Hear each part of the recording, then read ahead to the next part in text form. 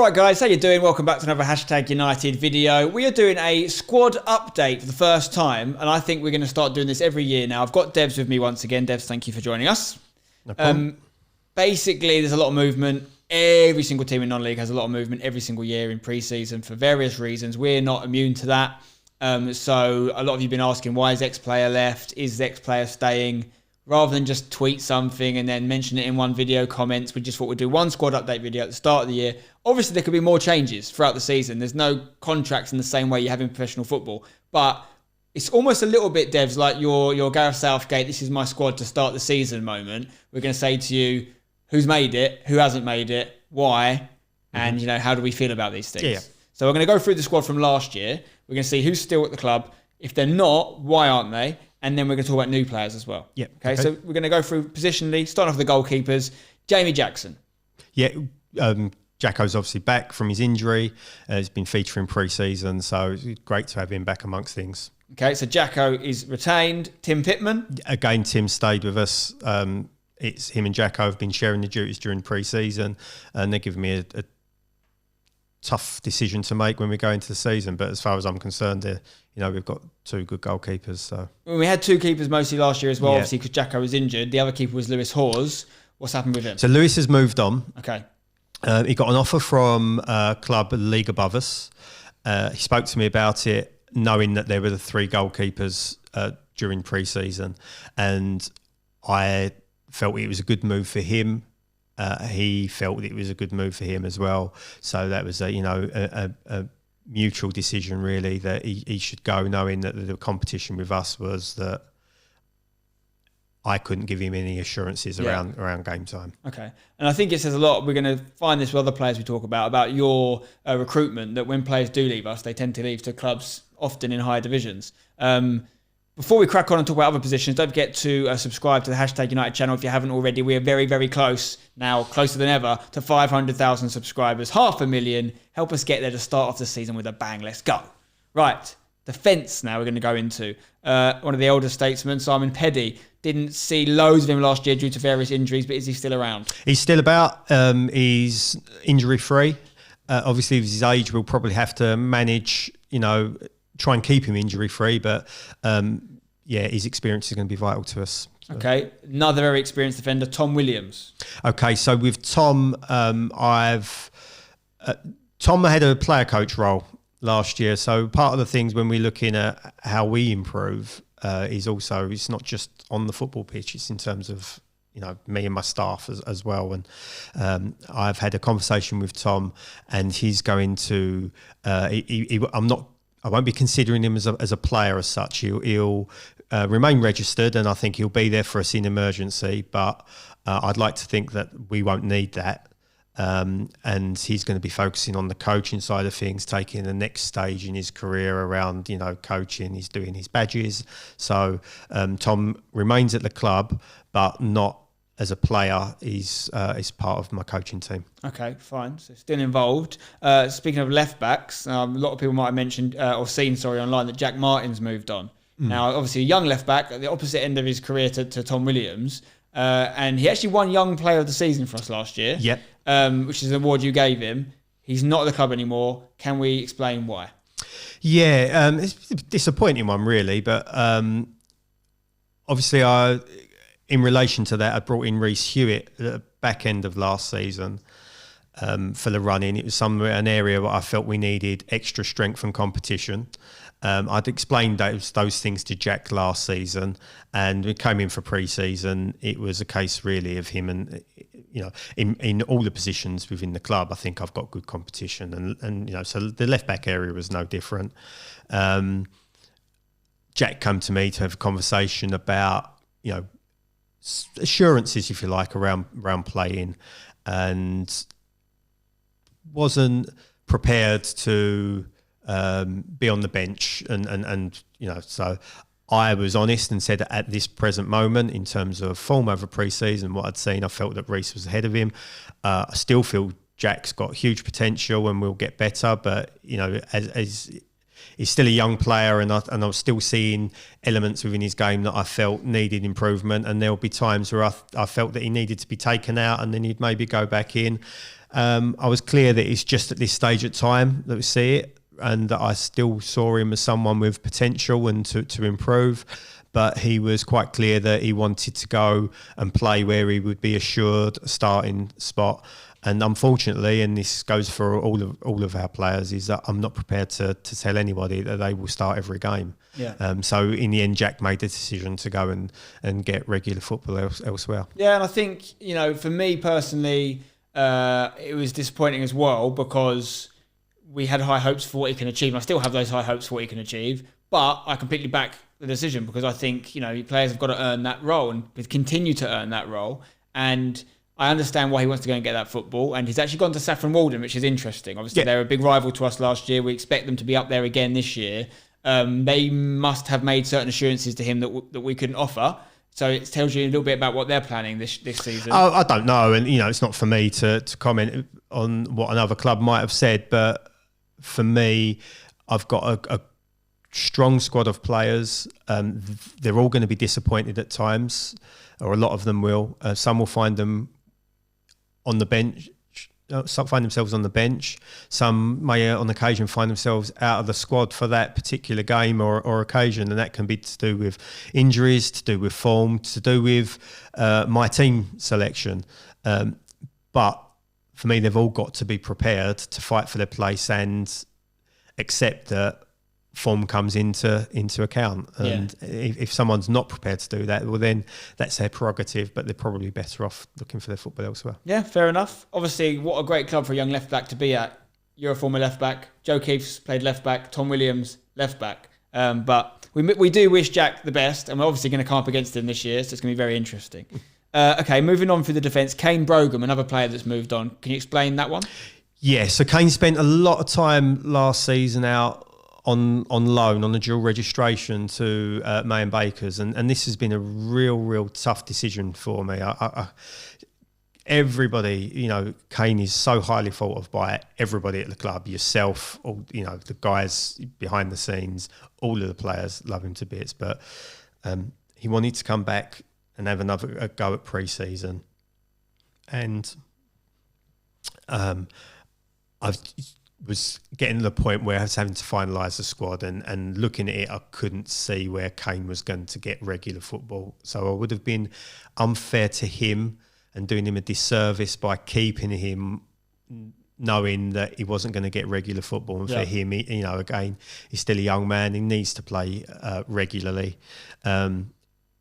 It wouldn't be right for him to drop down to the reserves level, because he's capable of first team football. He's got that experience under his belt, and it was a really tough conversation to have, because I think so highly of him.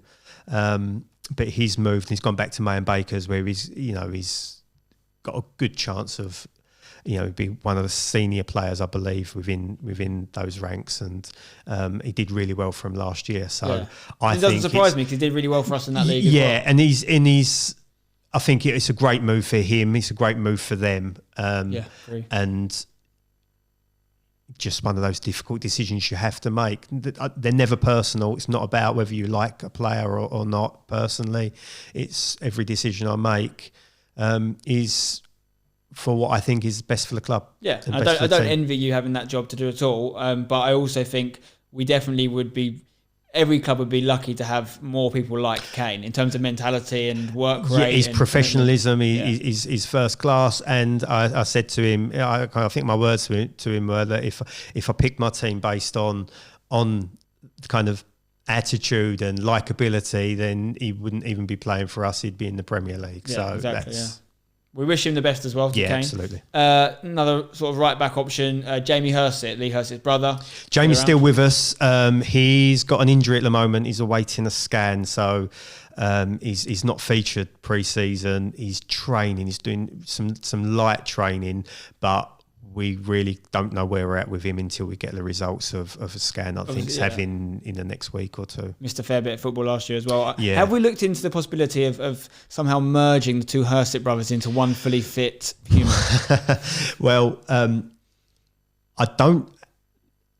The symptoms he's showing for this are fairly similar to those that Lee had previously. So that's a little bit of our concern, is that it might be something we have to manage, because Lee's still at that point, despite having surgery. We'll talk about him now and maybe cover that. He's still with us, but we have to manage his game time still. So the guys, even though he's had the surgery, he's still got kind of a reaction from that, and we still have to be careful. He's not capable of doing a significant amount of minutes back to back, so we have to be careful with that, which is why he may appear to have not featured as much as some people would like. Okay, but the Hurstick brothers remain. Yep. Sam Biles, we missed a bit of his football last year because he was doing the marathon training for the marathon. Yeah. But he's back. Yeah, an early part of pre-season he missed as well for similar commitments, but he's back and he's in amongst the squad. So, yep. Good to see. A fan favourite, Farai Singano. Still with us, Faz. Delighted that he's stayed. Hopefully he'll have every bit as good a season as he has the last 2 years. One of our most capped players in non-league now. You don't like how he's had caps, do you? Most appearances. Yes, caps are for international, Spencer. Caps, come at on. least, I don't know if you can see this on the camera there, but I do actually have, hang on, don't break anything. Yeah. I do actually have an international cap as you brought it up. Yeah. Okay. It's completely legit and it's definitely official. Yeah, absolutely. And it says on it, says England, which is a country against that I played for. Yeah. England-Germany Legends game. Yeah, it was a charity game. Thanks for that, Devs. Brilliant. Well I did tackle Oliver Nerville.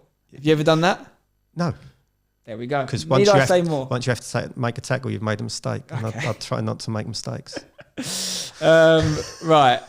Okay. Another centre-back then. Luke Wilson. He's left. Luke's gone. Luke left pretty much as soon as the season ended. He felt that he needed to test himself and get back to a level that he'd kind of come from, a higher level of football, because I think he felt that he had let himself down at times in terms of his concentration playing for us, and I wouldn't disagree with that. It was something that I was, quite happy to support with him leaving. It was mutual.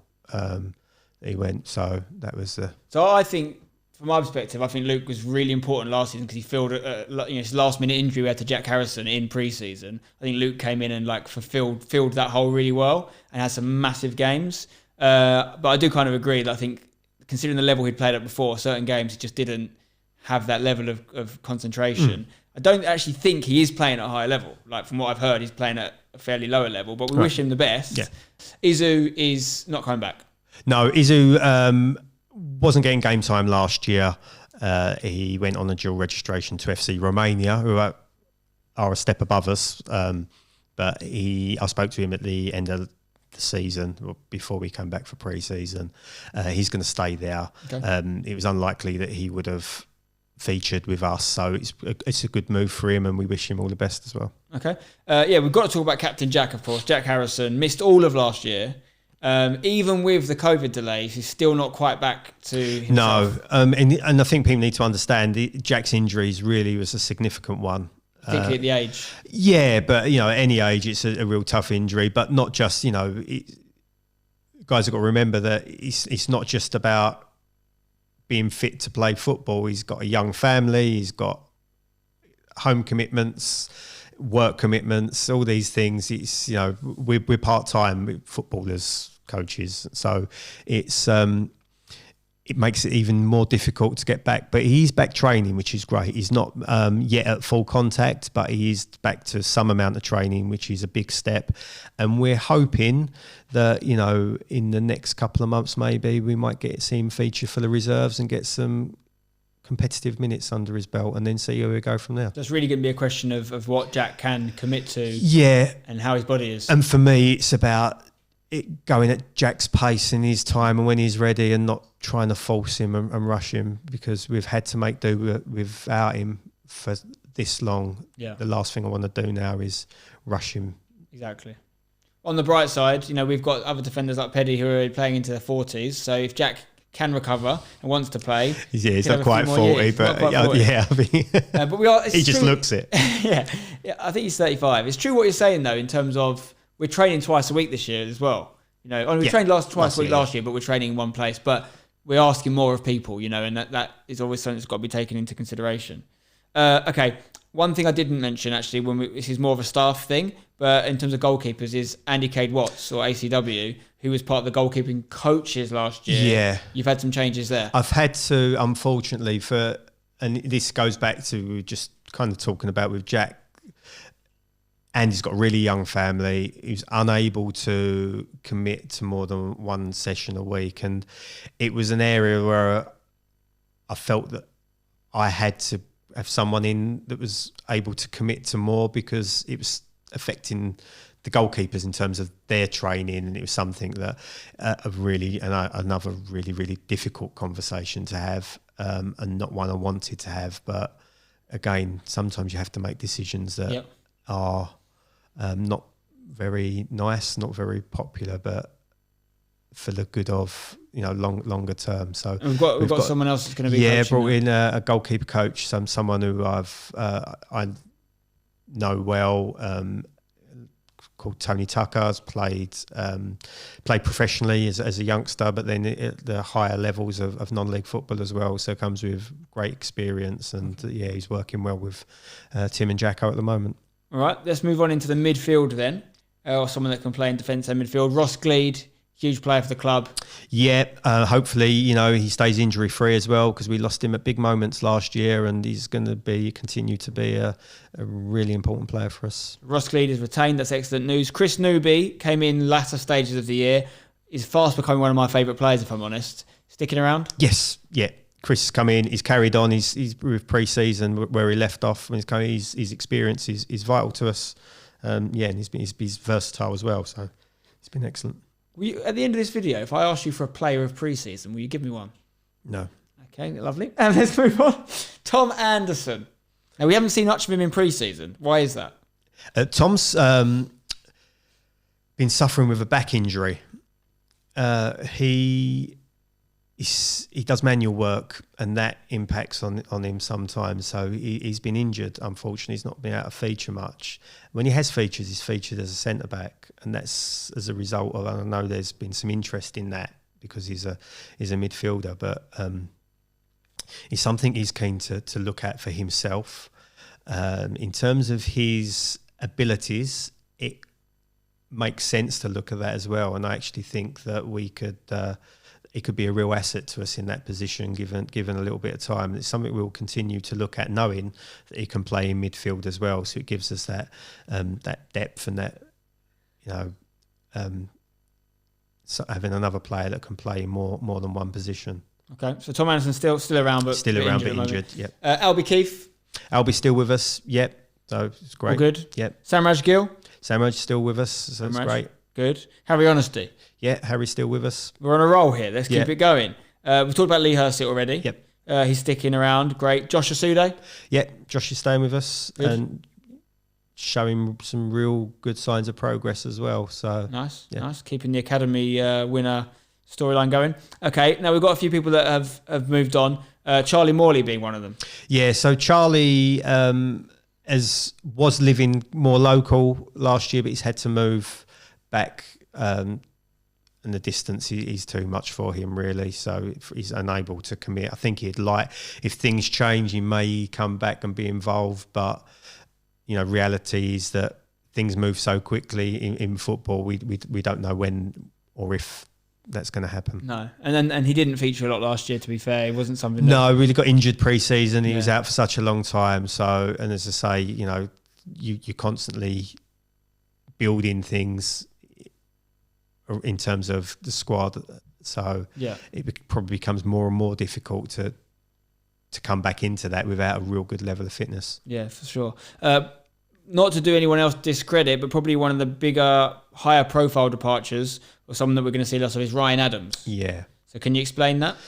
Yeah. So again, another really, really tough one, because Ryan's been phenomenal, and I don't need to say that to you because you would have seen that far more than myself. But even inheriting in him and the huge part that he played in the first season, and even going into last season, is immeasurable.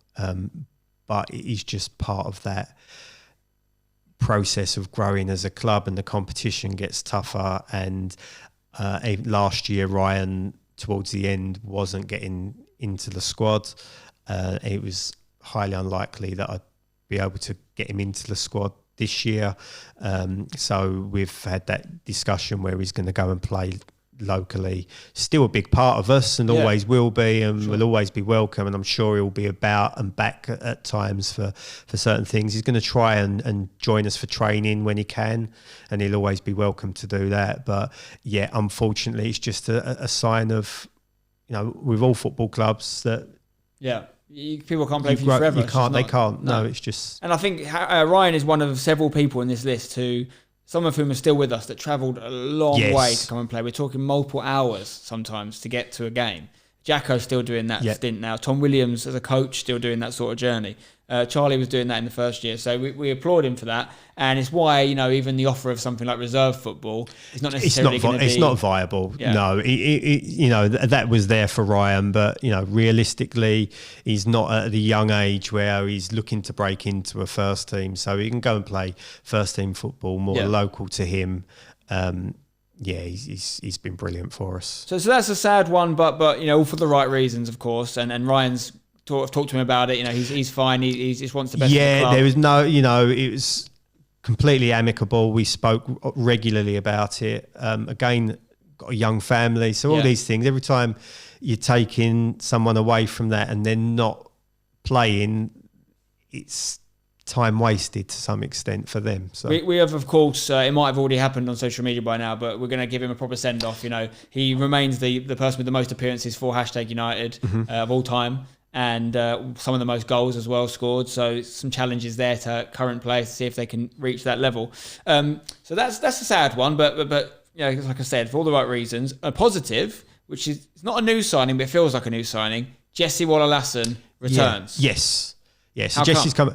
Well, I stayed in contact with Jesse, and I think when he left last year, it was about how he was feeling about the game, and my concern when you've got somebody that's not enjoying football, and it'd come around a period where we know Jesse's style of play. It's entertaining. It's quite flamboyant, and unfortunately at times, particularly when conditions come into play and at our level, you have to adapt and do things slightly differently. And it kind of, Jesse's love for the game, he lost a bit of it around about the time where pitches were really quite nasty. There'd been some games that weren't very pleasant to play in terms of entertainment,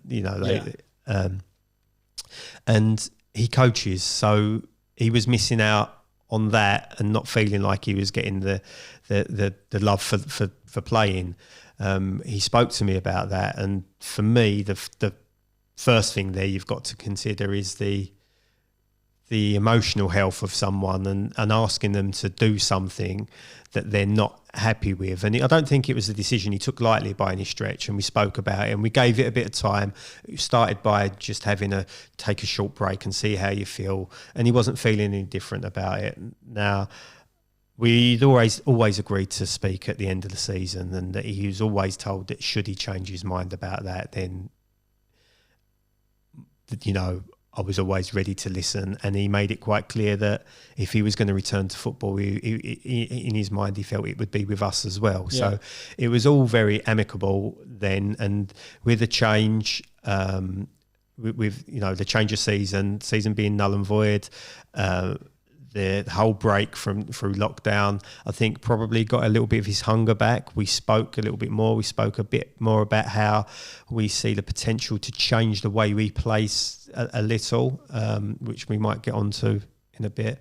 And managed to come to an agreement that he would come back. So yeah, it feels like a new signing, which is massive. Great. I know the fans are buzzing about it. I can't wait to see what he can do in our league again. Okay, just a couple players left from last year's squad, then we'll talk about new additions, of course. Matt Carter. Now, he's a player who kind of didn't essentially retire, but he kind of said halfway through last season, lads, I've had a lot of injuries. I'm not getting on with it. I'm going to take a step back. But he's come back for pre-season. Yes. So I got a message from Matt during lockdown, funnily enough, and I think it's funny. You never know how the lockdown's going to affect people. are they going to lose their love for the game and decide, actually, I'm not missing it and I might not come back? And I think that's happened elsewhere. And others actually realising what they're missing and regain their enthusiasm for it. And for Matt, it was the latter. And last year, he suffered a little bit with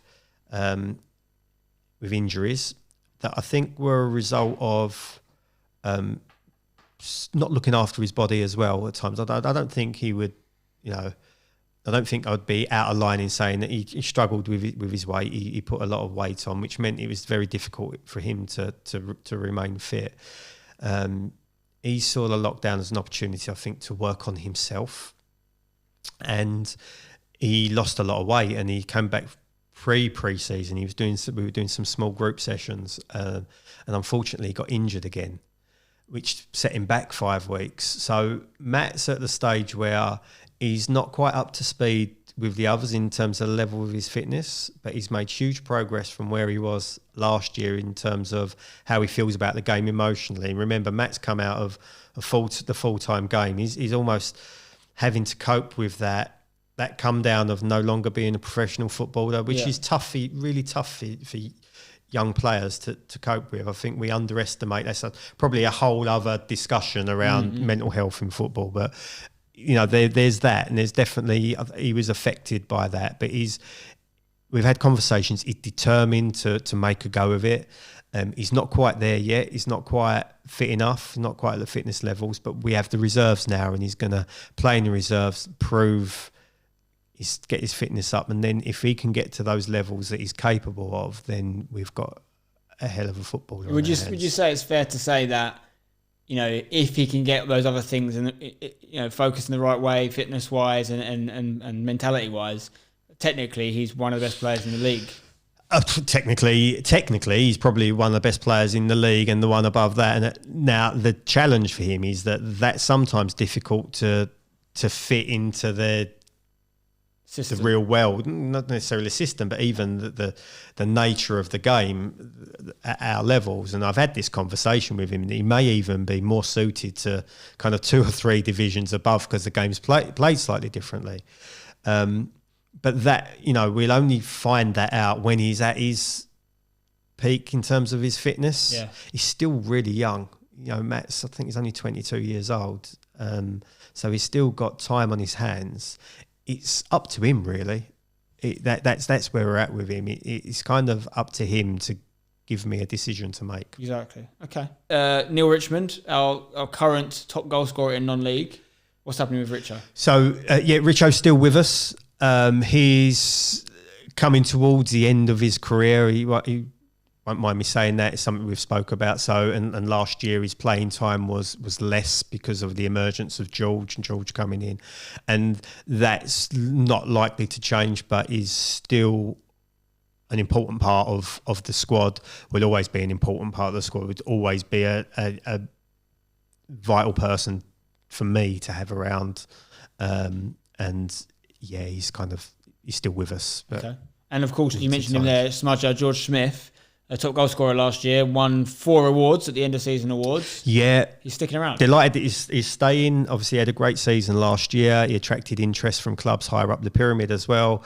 But he chose to stay with us, which I think is a testament to him in terms of that, the loyalty factor, but also to us that we're giving him somewhere where he enjoys his football and he can flourish. I think he said himself, it was even with the unfortunate ending to the season, it was his favourite season in football last year. So yeah, let's hope we can give him another one this year and he can help us. Okay. And he's still really young, and there's still lots of improvements. I know we spoke, obviously Jack won our Young Player of the Year last year, but George actually qualified for that as well. But he won Manager's Player of the Year, and was it Supporters Player of the Year as well? Or yes, most of them. He won most of them. Yeah. Most goals, best goal, all this sort of thing. But it's great that Smudger's staying. And also, I think we're talking about our club, right? But you look at some of the other teams around non-league. I mean, some of these teams are having a complete personnel changes. We're talking like sometimes teams will literally, especially for manager changes, the whole team will change. Like we've still got players from 2 seasons ago that played in a different league for us. So it's as much about who you've retained as it is about who leaves. Yeah, and it always feels, and I think for us, because it's so open, and also we have people watching us that from different areas of the world that won't necessarily understand the way things, the workings of the non-league pyramid. But it feels like a lot of change, but actually we haven't had a huge amount of change in comparison to other clubs at our level. And it's because there's no contracts at this level of football. It's just registration. So players are free to move. You have no control over where a player might go. There's transfer fees not involved. There's, money isn't exchanging hands. You can't say you can go, but you can't sign for that club. They pretty much become free agents. And so if they're not playing, then they're always free to look elsewhere and go and play somewhere else. So, that's part of your challenge, right? Or a team might come in and offer them some money that that they would make a difference to them. So there's so many challenges for us as clubs, all clubs at our level. And I'm not complaining because it's a lot easier for us than it is the majority of clubs at our level, I would say. But it's important to stress why that is, and that's not because of money. No. It's not because I think everyone involved in hashtag and our fans know this, but there's a lot of people from outside looking in that think because we're, the biggest club at our level by miles, in absolute miles, in terms of fan base. In terms of that, in terms of how many people in the world have heard of us, that we buying the league is a phrase that's been sent to us. We don't want to go into too much detail here, but there's a lot of teams out there that spend a lot more money on this sort of thing in our league. Yeah, and that's probably more an issue for yourself because people are essentially accusing you of spending that money. For me, it's more everybody does it, talks about other clubs. Yeah. So I try not to worry about and I don't worry about what other people are saying about us, because if I'm worrying about that, then I'm not concentrating. I'm not focusing on our group, and I'm quite keen to ensure that we control what we do and not worry about I can't have any influence on any other club, and I have no interest in having any influence on any other club. I just want to get the best out of our club that we can. Yeah, I agree. So, and it will, listen, there will definitely come a day when this happens. It's part of running a club, but so far I'm pretty sure I'm right in saying we haven't lost a player that we've been desperate to keep, and promised them. I'm not saying we wanted certain players to go, but there might be things that we say, look, we can't give you that. For example, in the case of Jack Martin, so you have our permission to move on, sort of thing. We've been able to build the squad, or you've been able to build the squad that you want, which is great. It's not the case for a lot of clubs. Let's talk about some of the people you have brought in, because that's part of it. Two lads that feel like new signings from content perspective, but you actually signed back in February, March. Yeah. They just never played before the COVID situation. Ryan Cosson, who is a centre-back, and Reece Hewitt, who's a left-back. What can you tell us about them? I brought them in March because they were areas I alluded to earlier that I felt we needed to strengthen and to have more depth in for the run-in. Unfortunately, they didn't get to play. They're both great lads. Ryan unfortunately picked up a hamstring injury after our first game. It was in training. It was a real kind of freak one as well, which has meant he's not featured, but he's training tonight properly for the first time, so hopefully he's not too far away. A really good character. I think going to be a leader on the pitch as well. Reece is someone I know from quite when he was a youngster at East Thurrock, kind of coming through, and was fairly inconsistent then, but has kind of grown and developed and has got decent amount of experience under his belt as well. Also quite versatile, so he's primarily he's a left back, but he can play in other areas as well.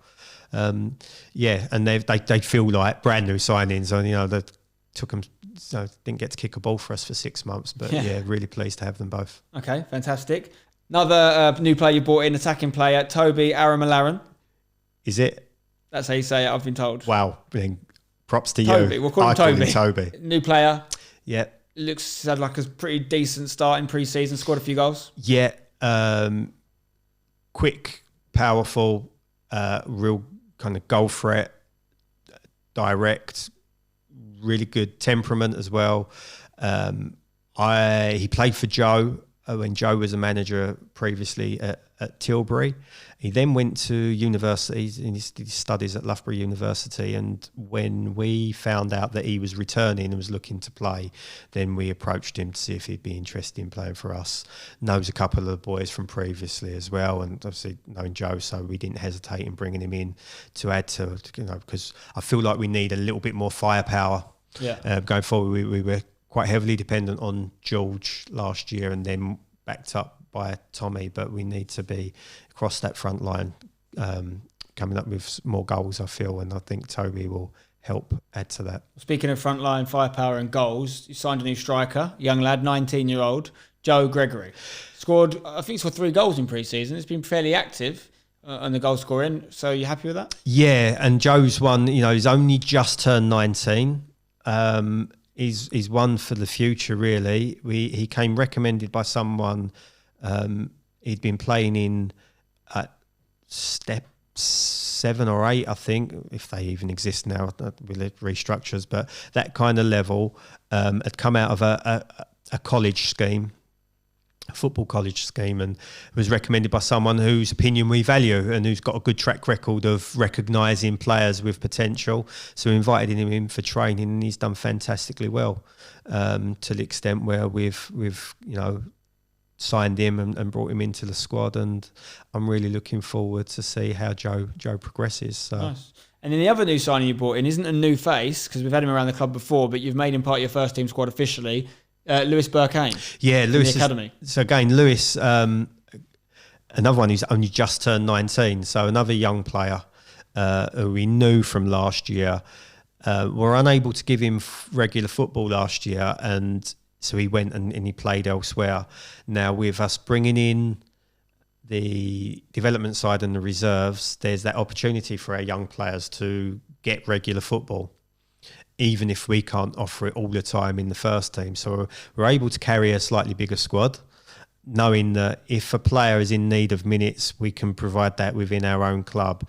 So Lewis has still got some learning to do and some developing to do, but he's come in pre-season. He's taken the opportunity that's arisen from injuries to Ryan, for example, and Peddy some of his unavailability because of work commitments, and he's done really well. So he's earned a place in the first team squad, and we've had the discussion around really that he doesn't have to keep moving to find football now, because we'll be able to do that, whether it be regular in the first team because he's earned that, or whether it be that he's not quite ready for regular football, but we've got a vehicle to provide that, given that we've expanded the club and made it bigger. Well, yeah, I think it's great. I mean, he actually played a game for the reserves, scored a goal, and then 2 days later he was in the first team squad, and he's pretty much stayed in there since for pre-season. So I like this lad a lot. I think what I like about him is he loves the club, and he said to me, he played for me in the Sunday team last year. That's right, yeah. Because he was so keen to stay involved, way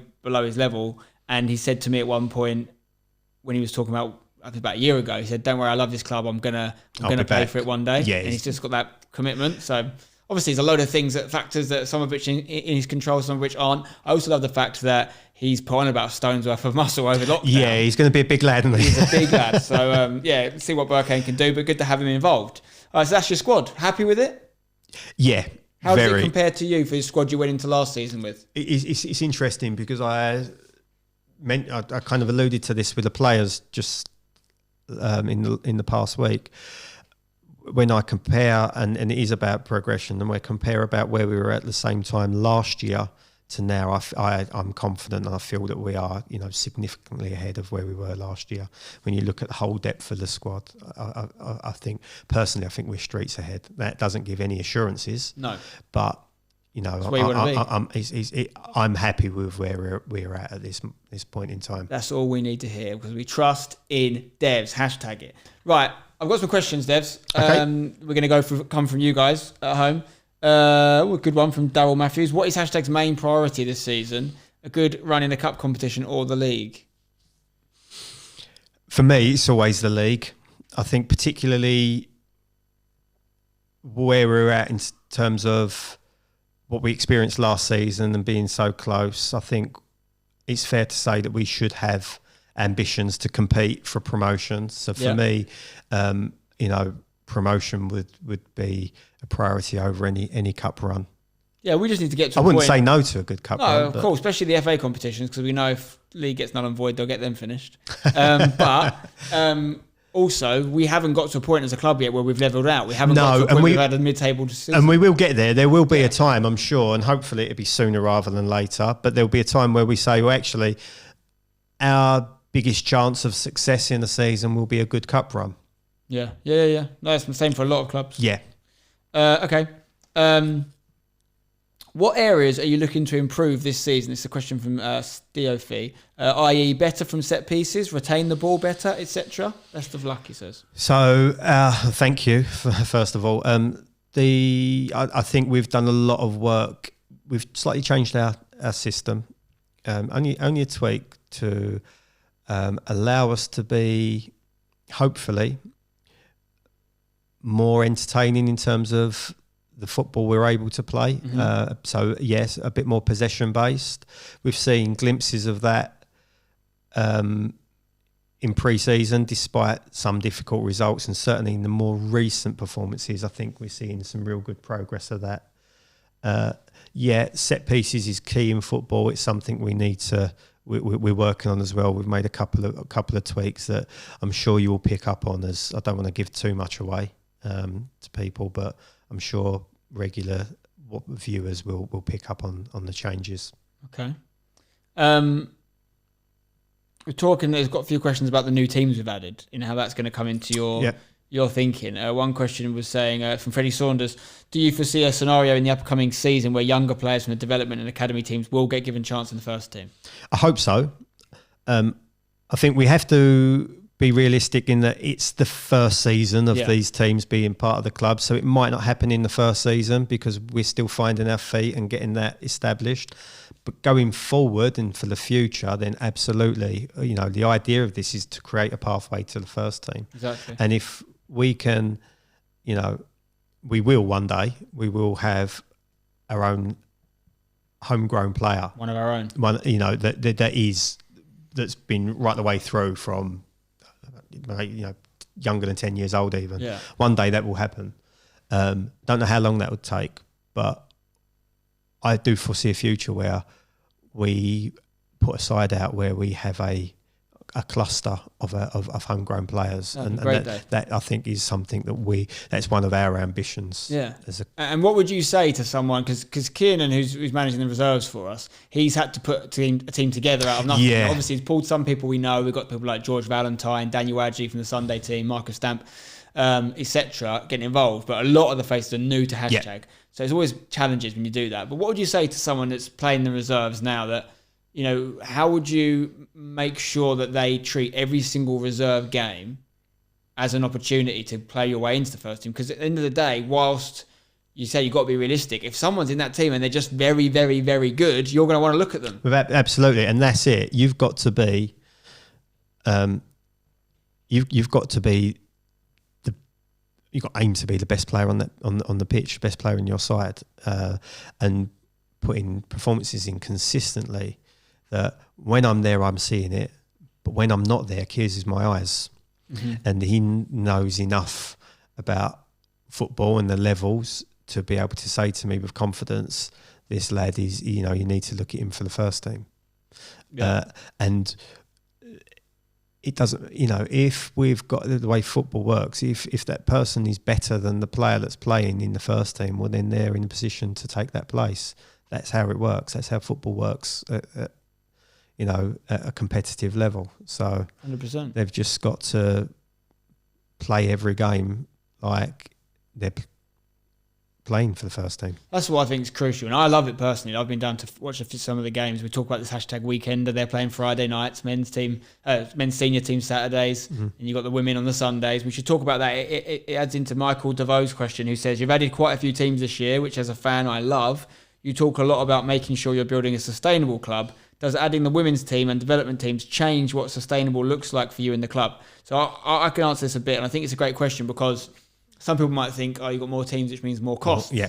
And it does. Like, you do have to pay money for pitches and whatever. But equally, if you look at any long-standing club, any club that's been around for a long time, one of the ways they do that is they make themselves part of a community. They make themselves part of a a movement that people feel they can be part of from a young age, whether they even make the first team or not. But also, like, speaking kind of candidly, like, it's about bringing revenue into the club as well across the board. I think what's unique about us, we genuinely have aspirations to build a club and not a team. Yep. You've got a lot of teams out there that are probably, would be fair to say, are doing youth teams and even maybe women's teams in order to fund the men's first team. Yeah, some do because it's the only way their first team can survive. Yeah. You know, everybody has to do what, you know, they think's best for them, but that's not our model that we're looking to follow. We've got a one club philosophy. We want the women and the men to feel really close to each other. We've already seen some of the women. Some of the women have games. been, and when and the boys will be down to the women's games soon. I'm sure. Certainly, I'll be looking to get over and see them when I can. Definitely.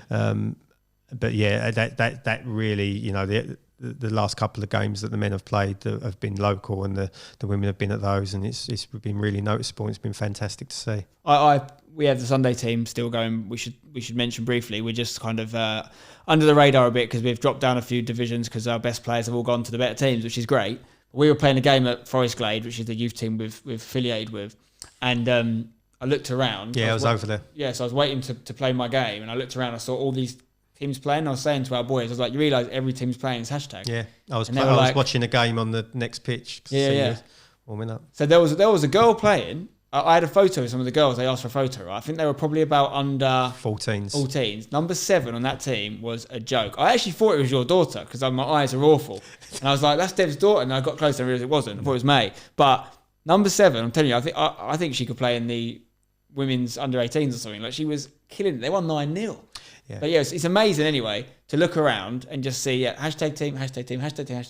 I don't know any of these people yet. I don't know some of the guys running the teams, but in terms of the players, like, we have really grown overnight. Yeah, it's exciting. And I probably spent a little bit more time over there because obviously my kids play there, so I'm there all the time. There's a buzz developing around the place. It's really, really nice to see and feel.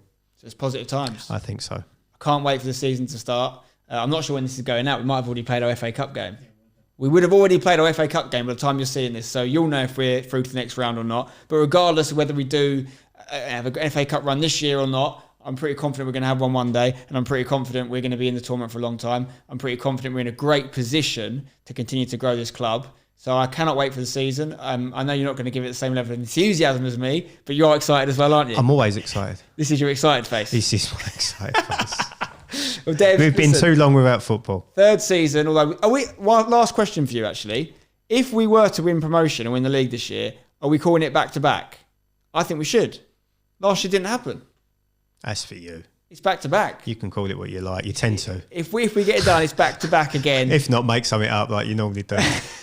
If last year didn't happen, then I'm saying it's back to back. We do it. Listen, drop a like on the video if you enjoyed it. Subscribe for more. Help us get to 500,000 subscribers. And let us know what other sit-down chat videos you'd like to see. We're looking at making this into a kind of hashtag podcast style thing. We'll have long discussions, whether it's devs, other coaches, other players, people that don't play but are involved in hashtag esports, whatever. Let us know in the comments below what you'd like to see and we'll try and get it done. Until next time, don't go changing. Don't forget to hashtag it. See you soon.